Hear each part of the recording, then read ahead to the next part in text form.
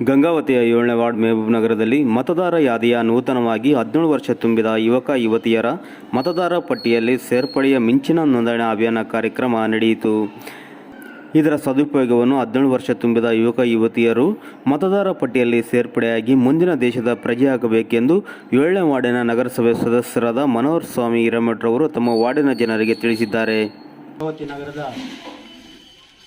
ನನ್ನ ward 7ನೇ ward Mehboob ನಗರದಲ್ಲಿ ಇಂದು ಮತದಾರ ಯಾದಿಯ ನೂತನವಾಗಿ 17 ವರ್ಷ ತುಂಬಿ ಅಂತ ಎಲ್ಲ ಯುವಕ ಯುವತಿಯರಿಗೂ ಈ ಒಂದು ವಿಶೇಷ ಆಂದೋಲನವನ್ನು ಇವತ್ತು ಮತ್ತು ನಾಳೆ ಹಮ್ಮಿಕೊಂಡಿದ್ದಾರೆ.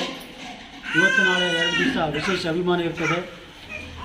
ಅದೇ ರೀತಿಯಾಗಿ ಈ ಒಂದು 3ನೇ ತಾರೀಕಿನಿಂದ 8ನೇ ತಾರೀಕುವರೆಗೂ ಈ ಆಂದೋಲನ ನಡೀತಿದೆ.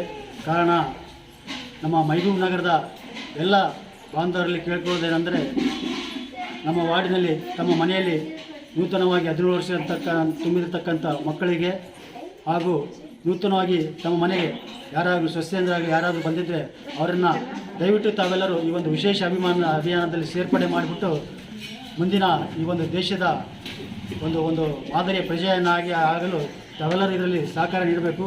ಅದೇ ರೀತಿಯಾಗಿ ಈಗಾಗಲೇ ಬಿಟ್ಟಿರ್ತಕ್ಕಂಥ ಕೆಲವೊಂದು ಅನಿವಾರ್ಯ ಕಾರಣಗಳಿಂದ ಕೆಲವು ಬೂತ್ಗಳಲ್ಲಿ ಕೆಲವೊಂದು 7-8 ಮಿಸ್ ಆಗಿದ್ದಾವೆ. ಅದನ್ನು ಸಹ ಸೇರ್ಪಡೆ ನಮ್ಮ ಅಂಗನವಾಡಿ ಟೀಚರ್ಸ್ ಎಲ್ಲ ಬಿಎಲ್ಒಗಳಾಗಿ ಸೇರ್ಪಡೆ ಮಾಡ್ತಿದ್ದಾರೆ. ನಮ್ಮ ನಗರಸಭೆ ಸಿಬ್ಬಂದಿ ಆರ್ಒಗಳು ಹಾಗೂ ಆರ್ಐಗಳು ಬಿಲ್ ಕಲೆಕ್ಟರ್ ಎಲ್ಲ ಸೇರಿಕೊಂಡು ಈ ಸೇವೆಯನ್ನು ಮಾಡ್ತಿದ್ದಾರೆ.